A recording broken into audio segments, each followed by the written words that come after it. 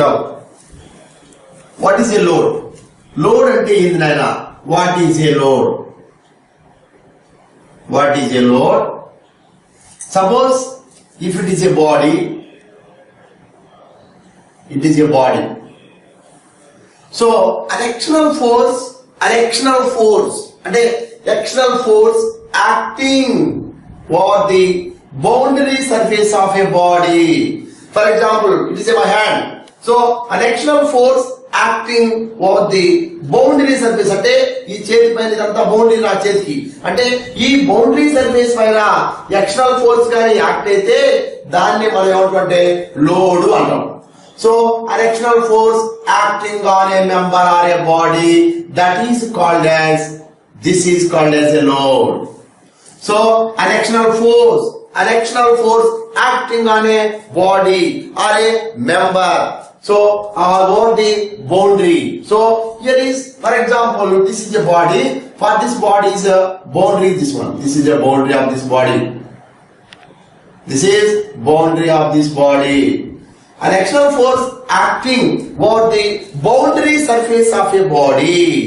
An external force acting over the boundary surface of a body. That force is called as a load. So loads are three types. Primarily, the loads are 3 types. The first load is according to nature of action. The loads are divided into 3 major classifications. Nature of action. Next one is direction. According to direction. Next one is according to area of application. According to area of application. Yenana adamnama according to nature of action. Next one is direction. Next one is area of application. First, nature of action. Again, the nature of action, there are 2 types of load. The first one is static load.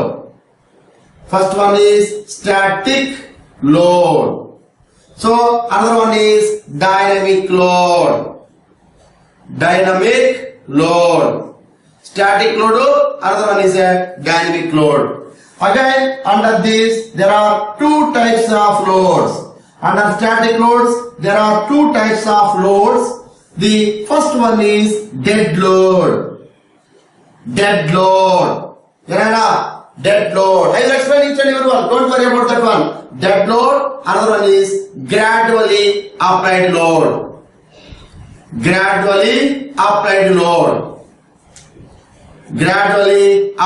load.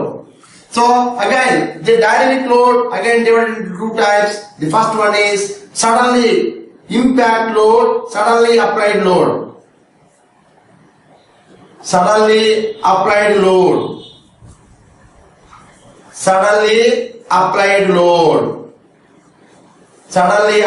load or impact load.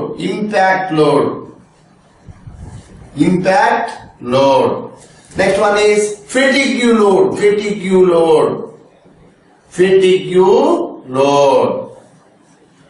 First, దీని గురించి మనం discuss చేద్దామైనా according to nature of action గురించి మాట్లాడదామైనా ఇదంతా అయిపోయిన తర్వాత direction గురించి మాట్లాడదు, తర్వాత ఏరియా ఆఫ్ అప్లికేషన్ గురించి మాట్లాడదు. ఓకేనమ్మా? So first nature of action వల్ల the loads are divided into 2 types. One is a static load, another one is a dynamic load. First, I will discuss one by one. What is meant by static load? Static load అంటే ఏంది నాయనా? ఇప్పుడు మనం కుర్చీలో కూర్చుంటే ఆ కుర్చీలో నువ్వు గంటగా 2 గంటలుగా 3 గంటలు కూర్చున్నా ఆ వెయిట్ అనేది కంటిన్యూగా కిందికి యాక్ట్ అవుతుంటది. డైరెక్షన్ మ్యాగ్నెట్యూడ్ నువ్వు ఒక 10 కేజీలు ఉంటే 10 కేజీలు బరువు కిందికే యాక్ట్ అవుతుంటది అనమాట. అర్థమవుతుందమ్మా? అంటే both magnitude and direction do not change with respect to time. అయ్యా, both magnitude and direction, we will draw the load versus time diagram. Here is a load, here is a time. On x-axis time, y axis load. అంటే both magnet, ఇప్పుడు కుర్చీలో కూర్చున్నాయినా ఆ load ఎప్పుడు కూడా కిందికి act అవుతుంది. నీ బరువు 10 kg, నీ బరువు మారు, లోడ్ కూడా కిందికే యాక్ట్ అవుతా ఉంటుంది అనమాట.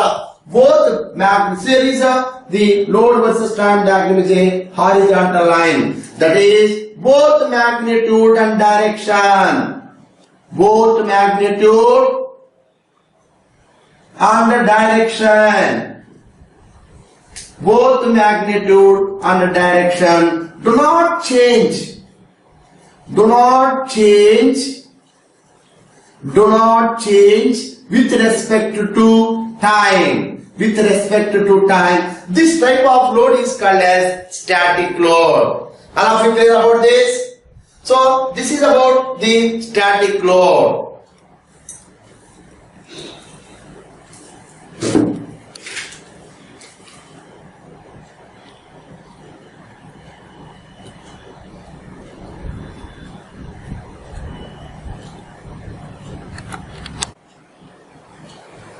Now, ఇప్పుడు మనం స్టాటిక్ లోడ్ చదువుకున్నాం. Next one is dynamic load.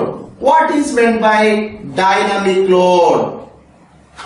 Dynamic load, dynamic load అంటే ఏంటి నాయన? ఇప్పుడు మామూలుగా మన ఇంట్లో మన మమ్మీ ఒక వైరు కట్టమంటది, ఎడా దండిని కట్టమంటది, దండి గుడ్డ దండిని కట్టమంటది. ఇప్పుడు అంటే ఆ వైరు మనం ఏం చేస్తుంటే both magnitude and direction of the load varies with respect to time. అంటే ఇట్టా ఇట్టా ఇట్టా ఇట్టా ఇట్టా ఇట్టా ఇట్టా మార్చుకుంటా పోతాం. అంటే బోత్ మ్యాగ్నిట్యూడ్, అంటే డైనమిక్ లోడ్ అంటే ఏంటంటే ఆయన both magnitude and direction of the load varies with respect to time. Both magnitude and direction, both magnitude and direction of the load varies with respect to time.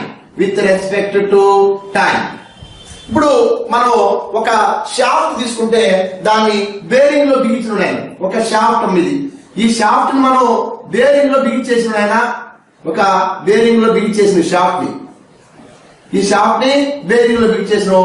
First పైన ఏమవుతుంది, ఈ weight వల్ల top layers are subjected to compression, bottom layers are subjected to extension. మళ్ళా తిరిగిందనుకో, ఒక revolution తిరిగిందనుకో మళ్ళా tensile compression. అంటే both magnitude and direction are varies with respect to time. That type of load is called as dynamic load. ఓకేనమ్మా, both magnitude direction రెండు change అవుతుంటే దాన్నే డైనమిక్ లోడ్ అంటున్నాయన. So coming to static load, ఈ దీని గురించి మాట్లాడుకును, దీంట్లో సబ్ కాన్సెప్ట్ ఏంటంటే డెడ్ లోడ్. డెడ్ లోడ్ అంటే ఏంటంటే నాయన complete static load is called as a dead load. So what is meant by dead load? A complete static load అంటే స్టాటిక్ లోడ్ అంటే కంప్లీట్ స్టాటిక్ లోడ్ అంటే both magnitude and direction మారకుండా ఉంటే దాన్ని dead load అంటాం. ఏ complete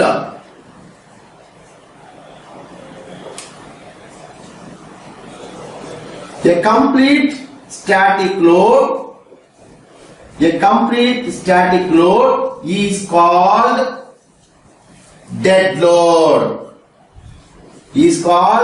dead load. అర్థమైందా? అదే next ఏంది, గ్రాడ్యువలీ అప్లైడ్ లోడ్.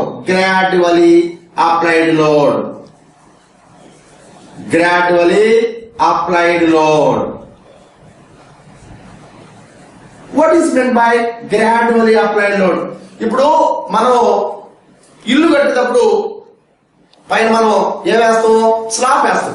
స్లాబ్ వేసేటప్పుడు ఏం చేస్తాం, సోలన్నీ బెచ్చేసి కంకర ఇసుక అంతా కలిపి సిమెంట్ అంతా కలిపి ఫస్ట్ ఒక టకార్ వేస్తాం, తర్వాత ఇంకొక టకార్ వేస్తాం. అట్లా ది లోడ్ గ్రాడ్యువల్లీ ఇంక్రీజెస్. అంటే we will draw the load versus time diagram. First ఒక టకార్ వేసాం, నెక్స్ట్ రెండో టకార్ వేసాం. అంటే అట్లా లోడ్ గ్రాడ్యువల్ గా పెరుగుతా పోయి అంటే షార్ట్ డ్యూరేషన్, అంటే ఒక రోజులోనే అయిపోయింది కంక్రీట్, ఒక రోజులోనే అయిపోయింది స్లాబ్. అంటే the load gradual increases from 0 to maximum value. That load is maintained entire life of the component. అదే లోడ్ ఇంకా జీవితాంతం బిల్డింగ్ ఉన్న రోజులు ఈ గోడలు ఆ లోడ్ మోయాల్సి వస్తుంది. దాన్నే మనం ఏమంటామంటే గ్రాడ్యువల్ అప్లైడ్ లోడ్ అంటున్నాయి. The load gradual increases from 0 to maximum. 0 నుంచి గ్రాడ్యువల్ గా 1 టకార, 2 టకార్లు, 3 టకార్లు, 4 టకార్లు అటు పెరిగి మొత్తం లోడ్ అంతా దాని మీద పడి ఆ లోడ్ అంతా ఈ గోడలు ఆ బిల్డింగ్ ఉన్న రోజులంతా ఈ గోడలు ఆ లోడ్ మొయ్యాలి. దాన్ని మనం గ్రాడ్యువల్లీ అప్లైడ్ లోడ్ అంటాం. So the load increases gradually. The load increases gradually from 0 to maximum value. 0 to maximum value. That load is maintained. That load is maintained. That load is maintained entire life of the component or entire life of the member. So దీన్ని మనం ఏమంటే gradually applied load అంటున్నాయినా. All of you clearly understand? It is about the gradually applied load. Under static load, there are 2 types of load. One is a dead load, another one is a gradual applied load. అర్థమైంది కదా నాయనా? Dead load అంటే ఏమైంది నాయనా? Complete static load is called as a dead load. Gradual applied load అంటే చెప్పు, the load gradually increases from 0 to maximum. The load is maintained entire life of the member or entire life of the component. This type of load is called as gradually applied load.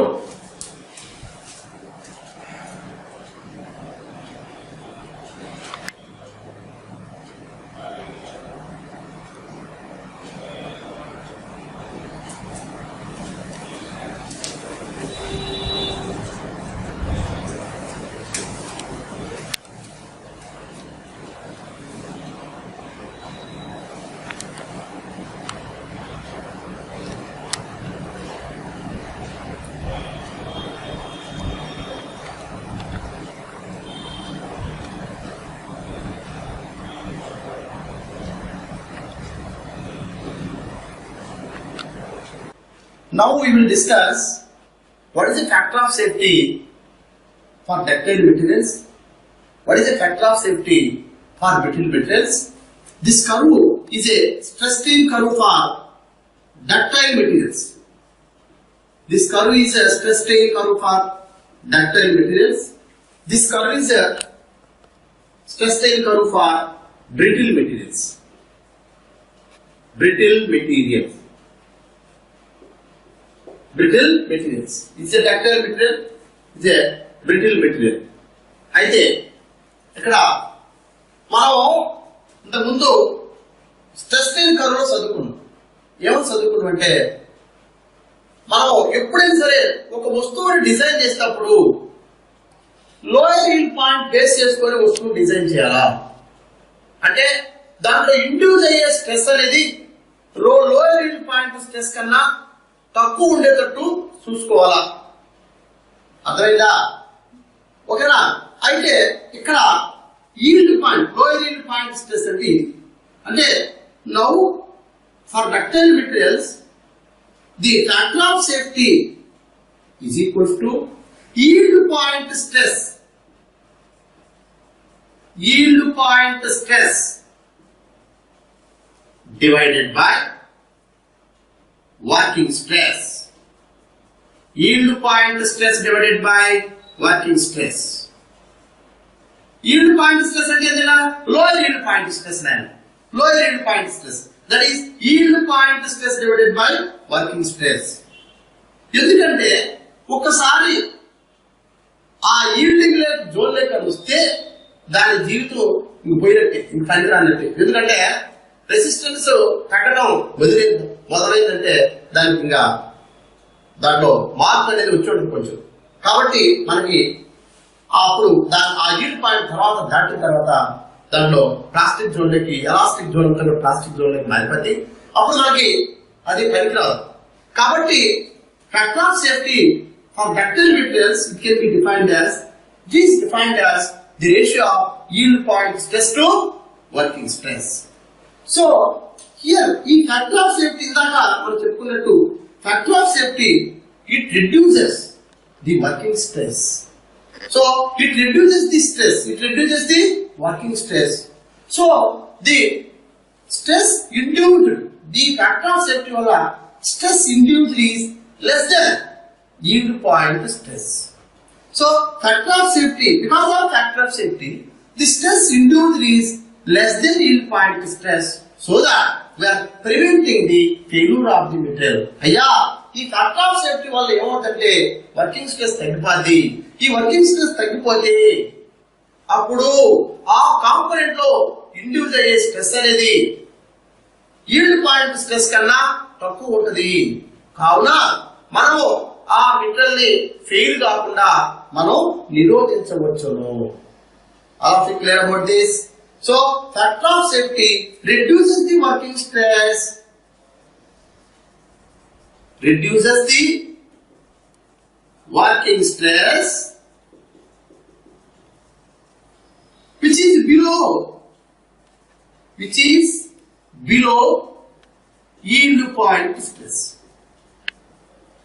is below yield point stress. Like factor of safety prevents failure of a material. It prevents failure of a material while the stress induced is less than yield point stress. It is about the factor of safety for ductile materials. Now coming to factor of safety for brittle materials. Factor of safety for brittle materials. Here is ఇది ultimate point stress. ఇక్కడ yielding కూడా ఉండదు. Resistance తగ్గటాలు పెరగటాలు అట్లాంటి ఏం జరగవు. ఇక్కడ ఏంటంటే direct breaking point తగ్గిసి అల్టిమేట్ పాయింట్ అనమాట. ఇక్కడ ఈల్డ్ పాయింట్ అనేది మనకు రాదు ఇక్కడ. కాబట్టి for brittle materials the factor of safety reduces the ultimate point stress. అంటే సో ఈ ఫ్యాక్టర్ ఆఫ్ సేఫ్టీ ఏం చేస్తుంటే ఈ ఫ్యాక్టర్ ఆఫ్ సేఫ్టీ ఫర్ అంటే ఇక్కడ yield పాయింట్ ఉండదు కనుక for brittle materials the factor of safety is defined as ultimate point stress to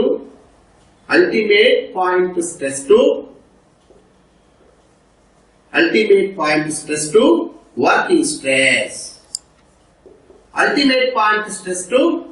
stress. Now because of the factor of safety, the factor of safety reduces the stress below the ultimate point stress, so that we will prevent the failure of a material. ఈ factor of safety వలన మనకి working stress అనేది below ultimate point stress కన్నా కిందికి వస్తుంది అనమాట, తక్కువ ఉంటుంది. అందువల్ల మెటీరియల్ అనేది ఫెయిల్యూర్ కాకుండా నిరోధించవచ్చును. Because of factor of safety, the induced stress is less than ultimate point stress. Factor of safety reduces the working stress which is below the ultimate point stress,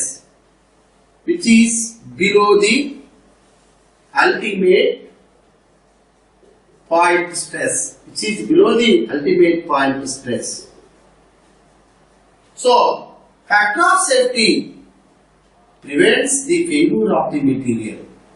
It prevents failure of a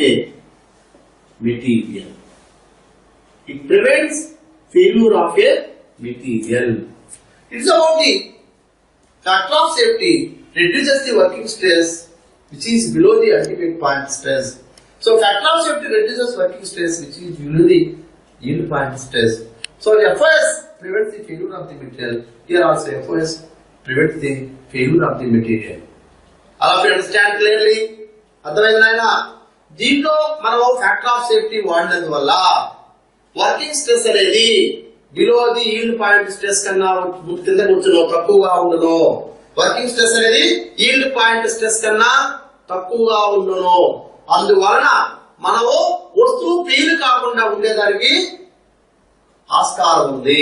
అదే విధంగా ఈ యొక్క working stress, ఈ factor of safety అనేది working stress అనేది ఈ factor of safety వలన working stress అనేది అల్టిమేట్ పాయింట్ స్ట్రెస్ కన్నా తక్కువగా ఉంటుంది. అంటే ఇక్కడ ఉంటుంది, ఇక్కడ ఉంటుంది వర్కింగ్ స్ట్రెస్ తక్కువ ఉన్నందువల్ల మనకి ఇండ్యూస్ అయ్యే స్ట్రెస్ అల్టిమేట్ పాయింట్ స్ట్రెస్ కన్నా తక్కువ ఉంటుంది. అప్పుడు ఆటోమేటిక్ గా we are preventing the failure of a material. It's about the factor of safety for brittle materials and ductile materials.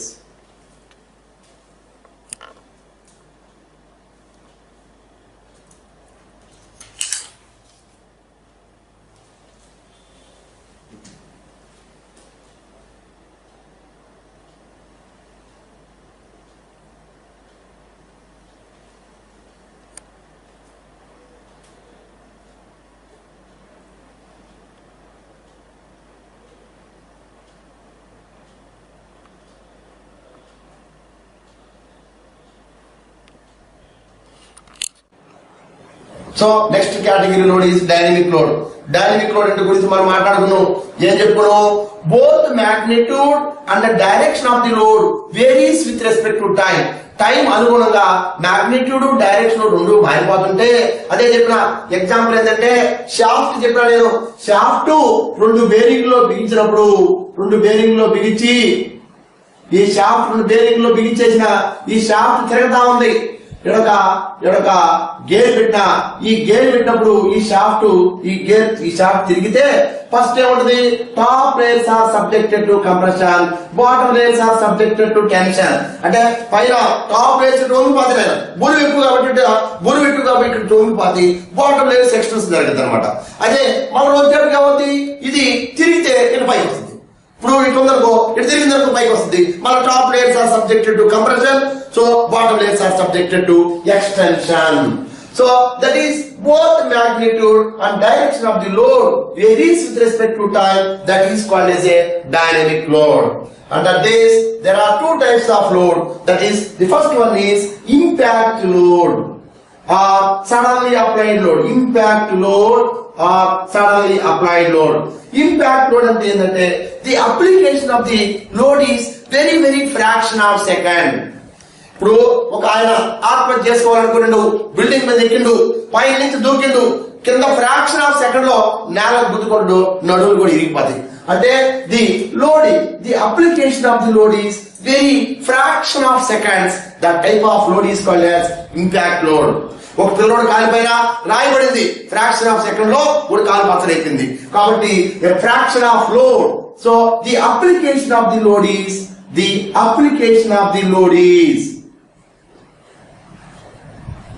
The application of the load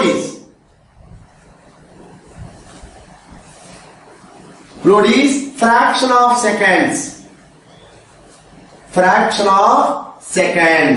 So that type of load, fraction of seconds, that type of load is called as impact load. Next one, fatigue load గురించి మాట్లాడదాం. Fatigue load.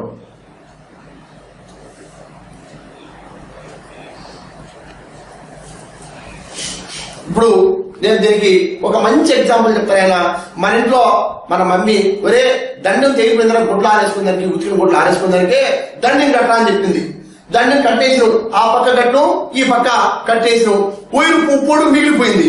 దాన్ని ఎరగదీయాలంటే ఏం చేస్తాం? పట్టుకొని ఇంక మన పట్టకారు లేదు cut చేసి దానికి. అప్పుడు ఏం చేస్తాం? ఓయిల్ పట్టుకొని ఎట్టా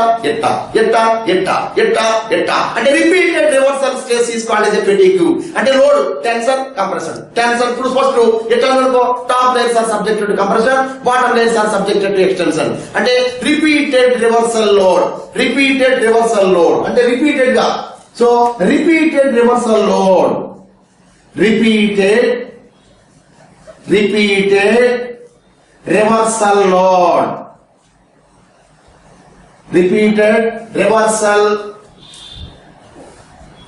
repeated reversal load is called fatigue load.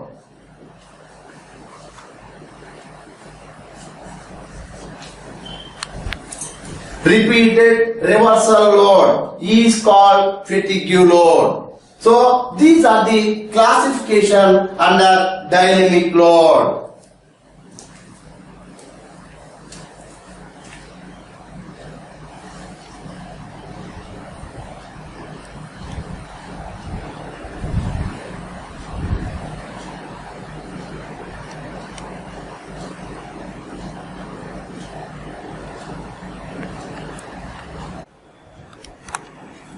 Load with respect to nature of action already studied. Next classification is load with respect to direction.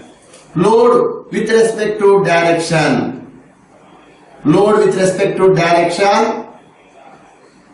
There are two types of load. One is a normal load. One is a normal load. Another one is shear load.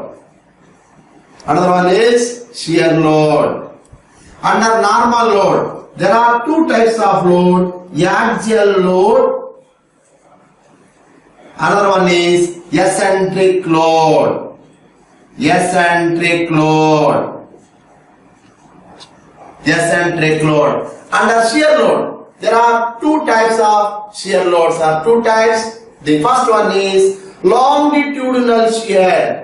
Longitudinal shear. Longitudinal shear load. Longitudinal shear load. Another one is transverse shear load.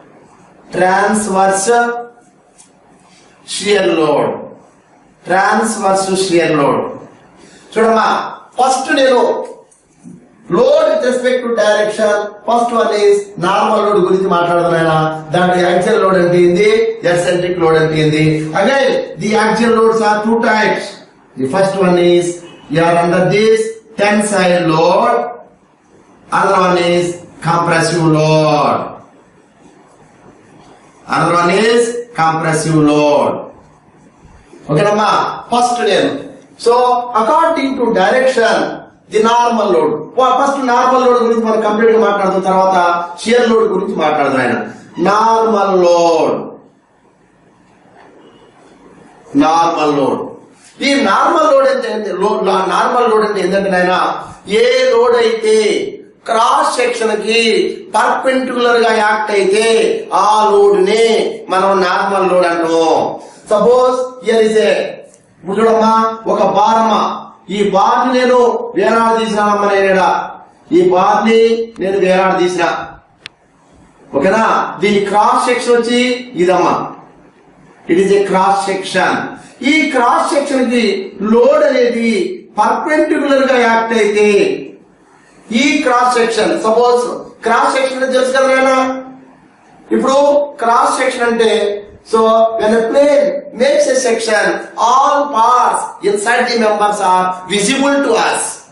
అంటే ఇప్పుడు year ఉంది ఆయన, year ఇటు కోసి cross section అంటారు. Only ఎముక కనపడదు కోసి ఎత్తి. అటు కాకుండా ఇట్లా జరిగితే లోపల చర్మం ఎంత లా ఉంది, ఎముకలు ఎన్ని ఉన్నాయి, ఎముకలో మూలిక ఎంత ఉంది, అన్ని కనపడతాయి. అంటే ఎప్పుడైతే సెక్షన్ చేసినప్పుడు all parts are visible to us. That is called only cross section. దాన్నే మనం క్రాస్ సెక్షన్ అలా. ఆ క్రాస్ సెక్షన్ కి లోడ్ అనేది పర్పెండిక్యులర్ యాక్ట్ అది ఏడగాని but it is perpendicular to the cross sectional area. ఈ క్రాస్ సెక్షన్ ఏరియాకి లోడ్ అనేది సపోజ్ ఇది క్రాస్ సెక్షన్ పెన్ అనుకో, దీని క్రాస్ సెక్షన్ ఇది, దీనికి పర్పెండిక్యులర్ యాక్ట్ అవ్వాలట. So the load is acting. So the load is acting. The load is acting perpendicular to the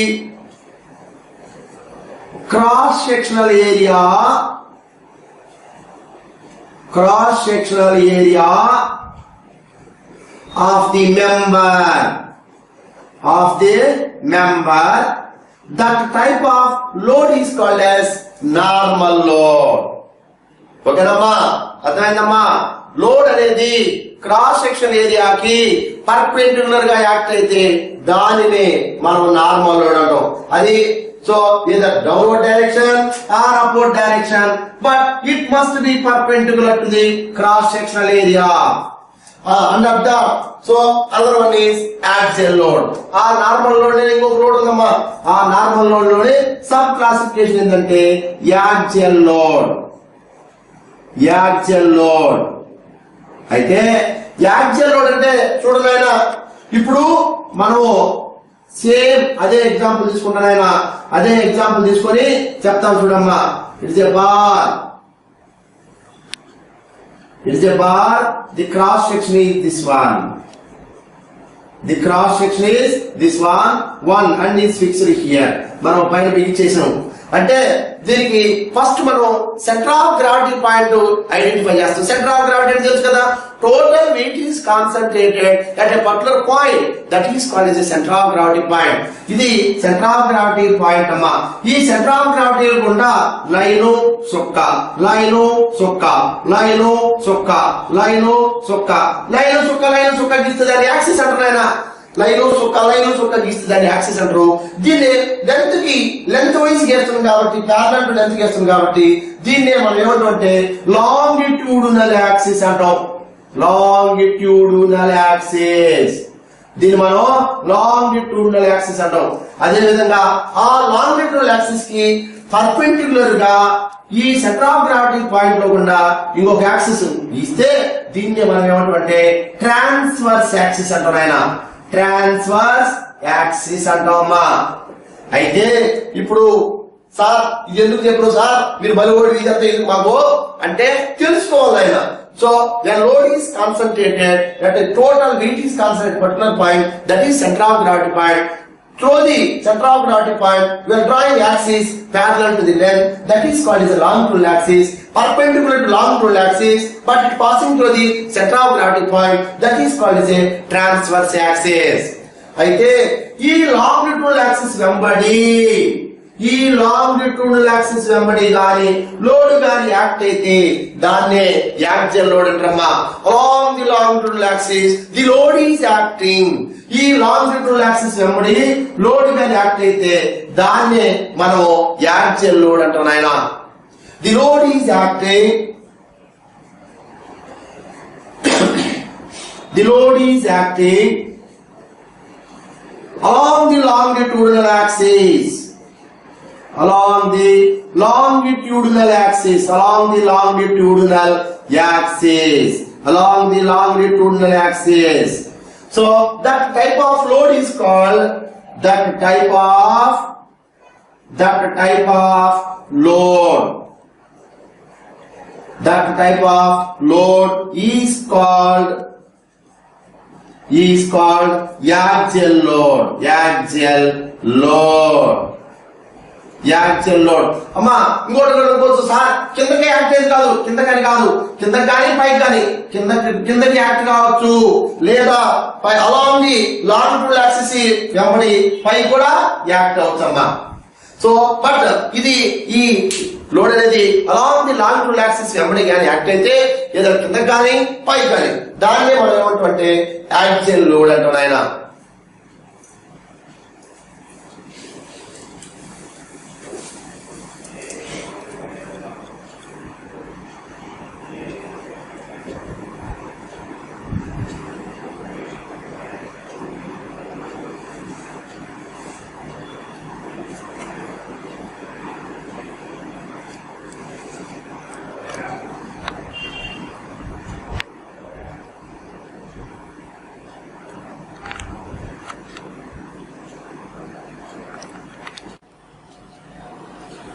ఇప్పుడు మనం యాక్సియల్ లోడ్ గురించి చదివిన ఏంది యాక్సియల్ లోడ్ అంటే along the load is acting along the longitudinal axis but it is perpendicular to the cross sectional area. That type of load is called as axial load. దాంట్లో రెండు రకాల loads ఉన్నాయా. one is a tensile load, one is a tensile load, one is a tensile load. See, this is a bar,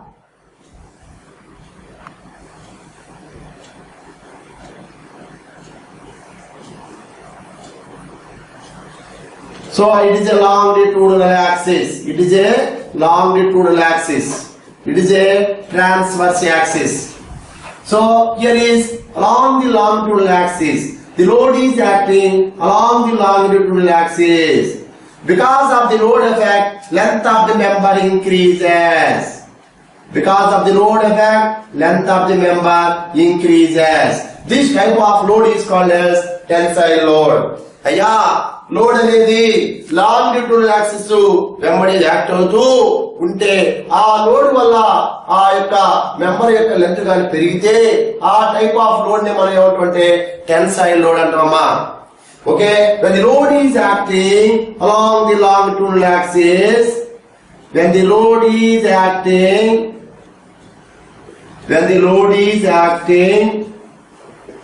along the longitudinal axis, అమ్మా అర్థమవుతుందా? along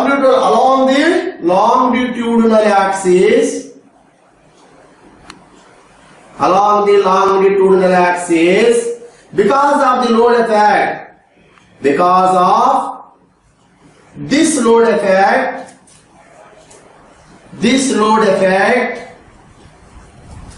length of the member increases. Length of the member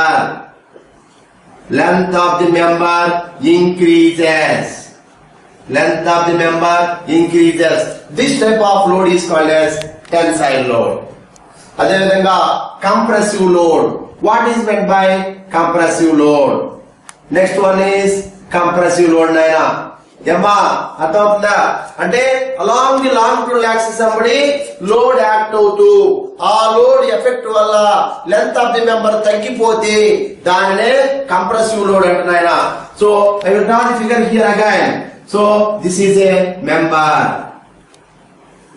here it is a member. It is a cross section of the member is this one. Here is fixed here. I am applying. This is a longitudinal axis. It is a transverse axis. Along the longitudinal axis, the load is acting. So, because of the load effect, length of the member decreases and the cross section area increases. So, when the load అంటే ఈ load వల్ల ఏమవుతుందంటే నాయనా దీని length తగ్గిపోతుంది, cross section అనేది పెరుగుతుందమ్మా. ఆ type of load ని మనం ఏమంటే కంప్రెసివ్ లోడ్. అంటే లోడ్ మాత్రం లాంగిట్యూడల్ యాక్సిస్ వెంబడి యాక్ట్ అవుతూ ఆ లోడ్ వల్ల దాని లెంత్ తగ్గి క్రాస్ సెక్షన్ ఏరియా పెరిగితే, దట్ ఈస్ డయామీటర్ పెరిగితే ఆ టైప్ ఆఫ్ లోడ్ ని మనం ఏమంటే కంప్రెసివ్ లోడ్ అంటాం. when the load is acting similar case, when the load is acting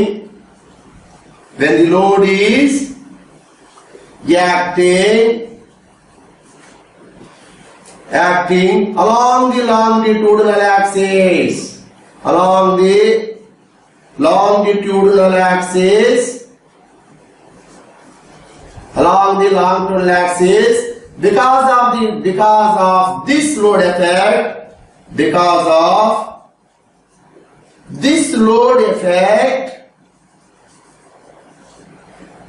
because of this load effect, length of the member decreases. Length of the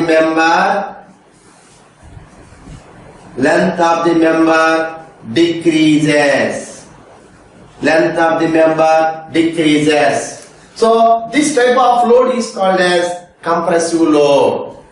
Okay, this type of load is called as compressive load.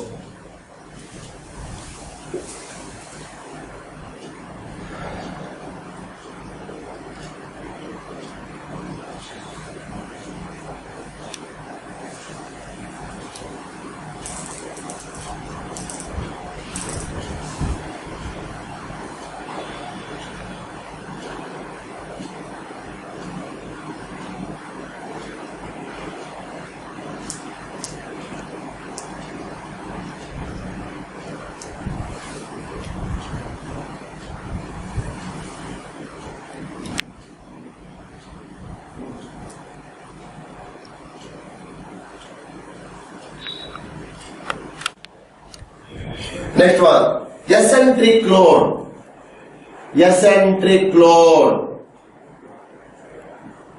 eccentric load. అంటే ఏంటంటే నాయనా, it is also normal load, but this load is also acting perpendicular to the cross sectional area, but it does not passing through the longitudinal axis.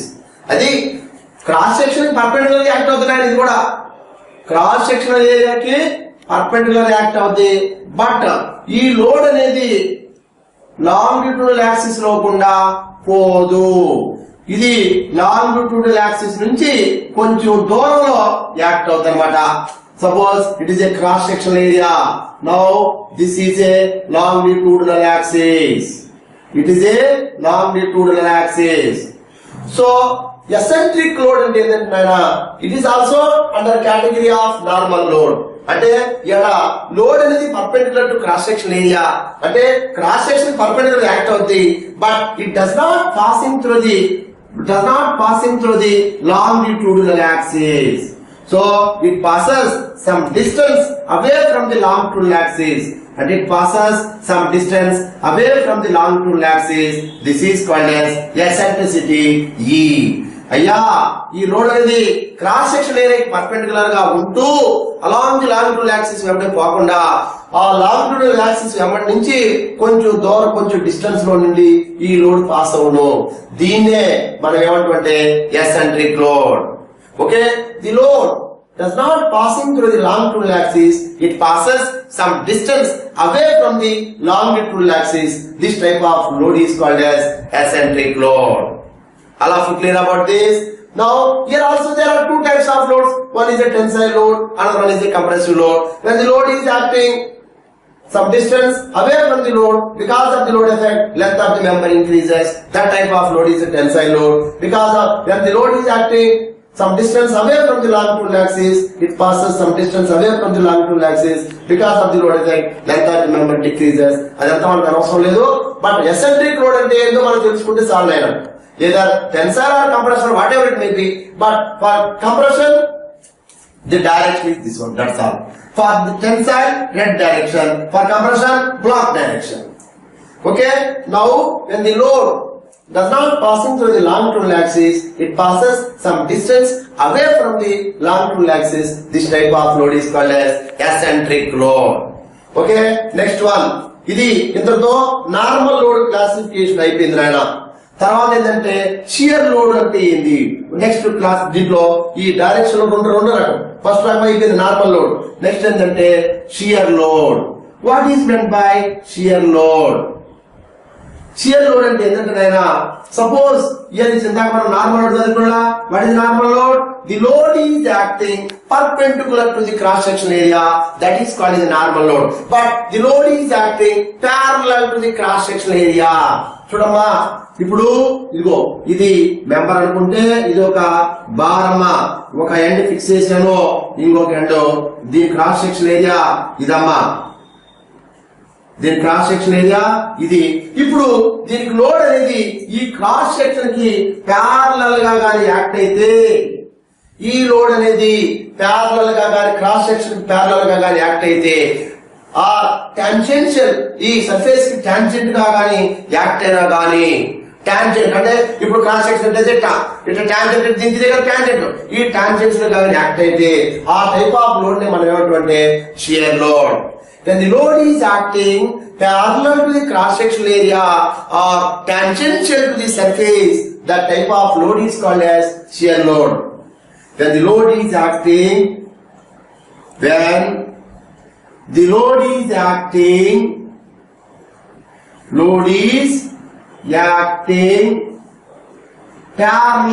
to the cross-sectional area.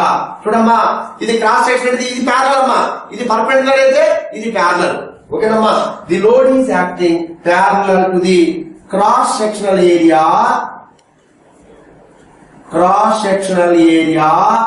Of a member, parallel to the cross section area or tangential to the surface, tangential to the surface, tangential to the surface, tangential to the surface. So this type of load is called as shear load.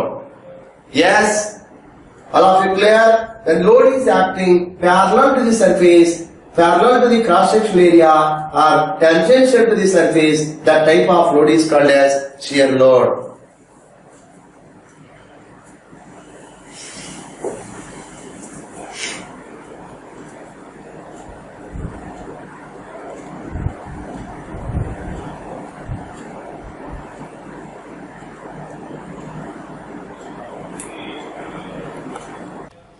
Under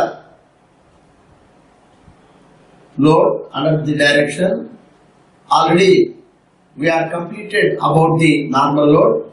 Now we are into the shear load. Already definition of shear load also completed. What is that? That the load is acting parallel to the cross sectional area.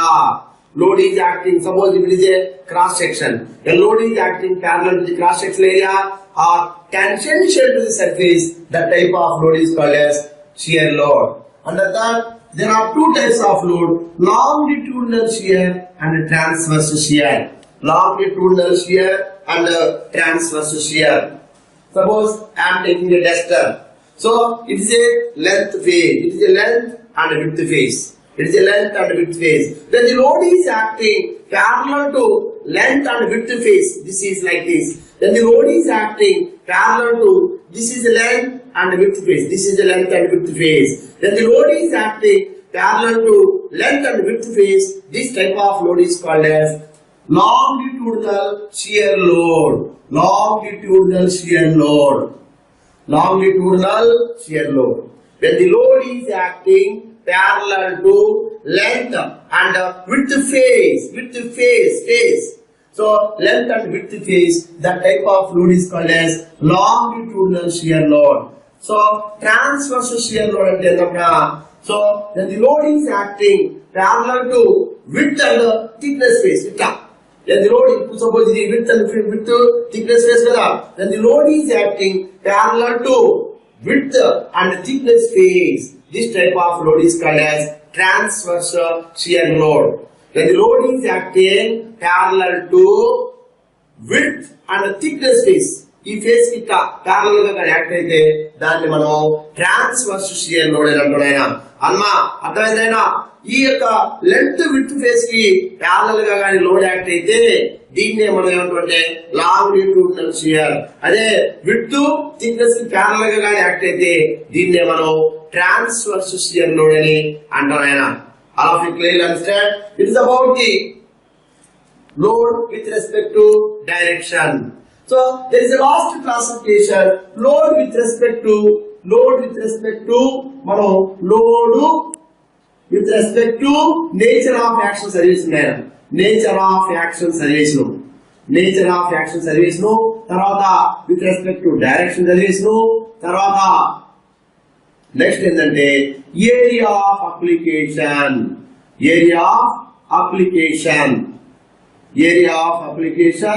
So this classification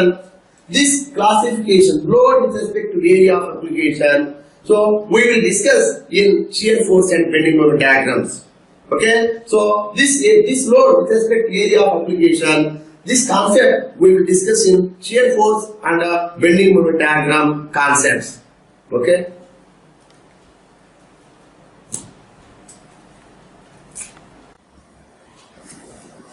Now we will discuss about the stress. So first of all, what is meant by stress? So up to now already discussed the concept of load and its types. So first of all, what is meant by stress? నేను ఒక చిన్న example తో start చేస్తానమ్మా. ఆ example ఏదో తెలుసుకున్న తర్వాత మనం దాని గురించి డెఫినేషన్ చెప్పుకుందాం. ఇప్పుడు ఒక పర్సన్ ఉండమ్మా. ఈ పర్సన్ యొక్క కెపాసిటీ వచ్చేసి 40 కేజీల బరువు మోయగలడు. అంటే 40 కేజీస్ బరువు మోయగలడు. Suppose it is converted into newtons. So I'm assuming into 9.81, otherwise I'm taking 40 newtons. ఈ పర్సన్ 40 న్యూటన్స్ బరువు మోయగలడు. ఈ 40 న్యూటన్స్ బరువు వరకు ఫస్ట్ దీని పైన మనం ఏం చేసామంటే ఒక న్యూటన్ పెట్టినానమ్మా, ది ఎక్స్టర్నల్ ఫోర్స్ అమ్మా. ఈ ఒక న్యూటన్ ఫోర్స్ పెట్టినప్పుడు ఆయన రెసిస్టెన్స్ అనేది కూడా ఒక న్యూటన్ కి ఒక న్యూటన్ రెసిస్టెన్స్ అనేది డెవలప్ అవుతుంది. ఇది ఫోర్స్, ఇది రెసిస్టెన్స్. ఒక న్యూటన్ కి ఒక న్యూటన్ రెసిస్టెన్స్ డెవలప్ అవుతుంది. అదేవిధంగా ఈ ఫోర్స్ ని మనం పెంచుకుంటా పోతే 2 న్యూటన్లు పెంచినప్పుడు ఆ రెసిస్టెన్స్ అనేది కూడా 2 న్యూటన్లు పెరుగుద్ది. అదే 3 న్యూటన్లు పెంచినప్పుడు 3 న్యూటన్లు గురువు ఆయన ఎత్తున పెడితే ఆయన లోపల రెసిస్టెన్స్ కూడా 3 న్యూటన్లు పెరుగుతా వస్తుంది. అయితే అప్ టు 40 న్యూటన్స్ పెంచితే 40 న్యూటన్స్ బరువు పెంచినప్పుడు ఆయన రెసిస్టెన్స్ కూడా 40 న్యూటన్స్ పెరుగుద్ది అనమాట. అయితే ఈ తర్వాత ఏం జరుగుతుందంటే ఆయన పైన 40 తర్వాత సపోజ్ 0.5 న్యూటన్స్ పెట్టినప్పుడు రెసిస్టెన్స్ అనేది 40 మాత్రమే ఉంటుంది అనమాట. అంటే ఇక్కడ ఆయన కెపాసిటీ అనేది 40 వరకే మోయగలడు. ఆయన 40 వరకు ఆ నెత్తిన బస్తా పెట్టుకుంటే 40 న్యూటన్లు తగ్గట్టు రెసిస్టెన్స్ డెవలప్ అవుతుంది. 40 తర్వాత ఏమవుతుందంటే ఈ న్యూటన్స్ బరువు పెంచినప్పుడు ఆయన పైన ఉండే బరువు పెంచితే రెసిస్టెన్స్ మాత్రం డెవలప్ అవ్వదు. ఎందుకంటే అతను కెపాసిటీ లేడు, మొయ్యలేడు. అప్పుడు ఫెయిల్యూర్ అనేది జరుగుతుంది అనమాట. అప్పుడు ఫెయిల్యూర్ అనేది జరిగిపోతుంది. అంటే అప్ టు అంటే బిఫోర్ ఫెయిల్యూర్ వరకు, అంటే ఇక్కడ వరకు, అంటే 40 kg వరకు మనం ఎంత బరువు అయితే పెట్టామో అంత రెసిస్టెన్స్ అనేది డెవలప్ అయింది. అయితే ఈ రెసిస్టెన్స్ అనేది ఆయన డెవలప్ అయిన రెసిస్టెన్స్, ఆయన బాడీలో రెసిస్టెన్స్ డెవలప్ అయింది.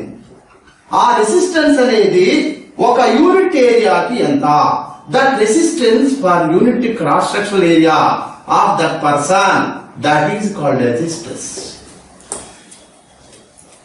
అర్థమైందేనా?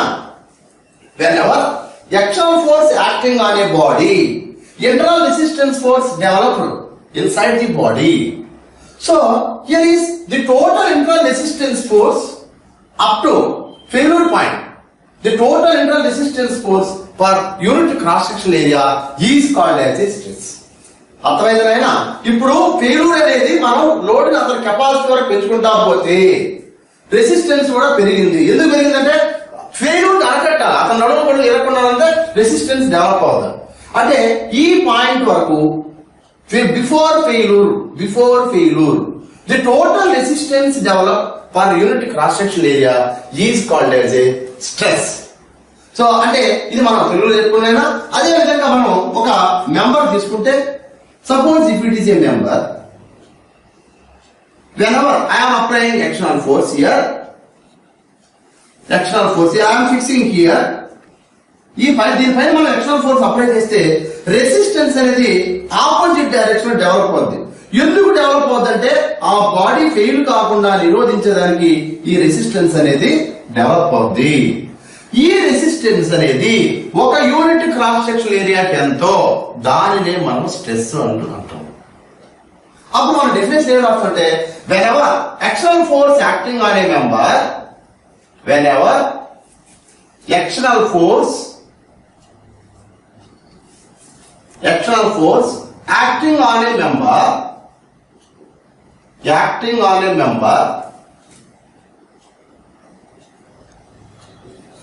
internal resistance force developed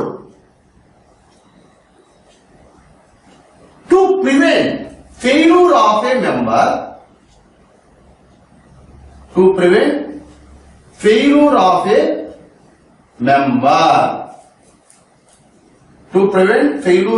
member, next ఏంటంటే the total internal resistance force,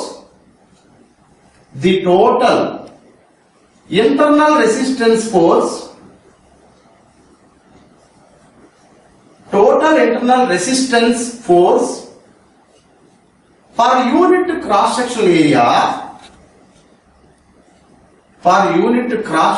area,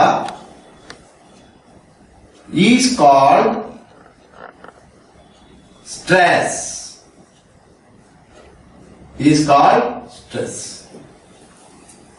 అర్థమైందా? ఒక బాడీ పైన మనం ఎక్స్టర్నల్ ఫోర్స్ అప్లై చేస్తే లోపల ఇంటర్నల్ రెసిస్టెన్స్ ఫోర్స్ అనేది డెవలప్ అవుద్ది.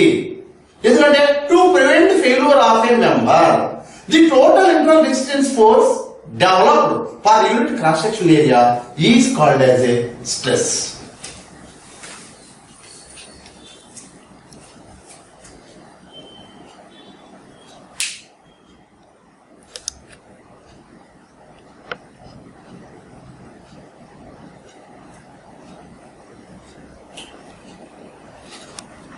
Here is a small correction.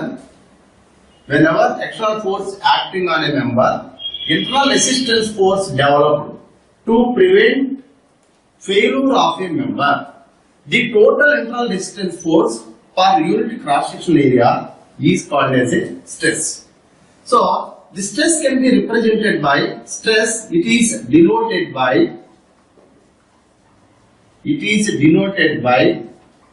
sigma. It is denoted by sigma.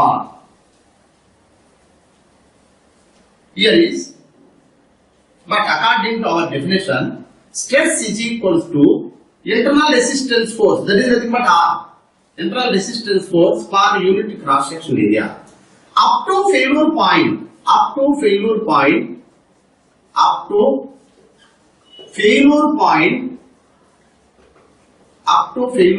is equal to actional force is equals to internal resistance force.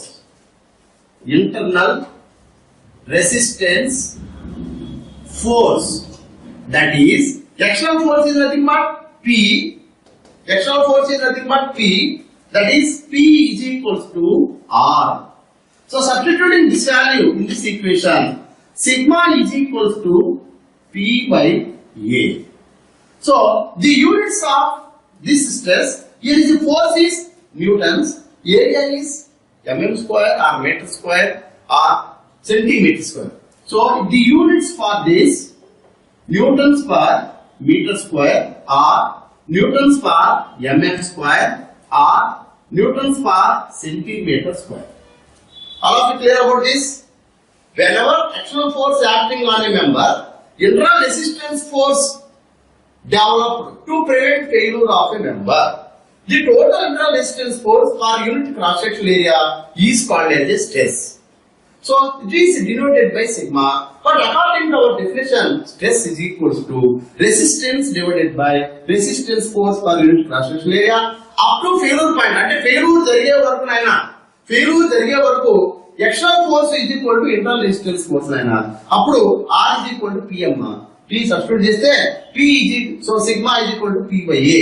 The units of stress is either newtons per meter square or newtons per mm square or newtons per centimeter square.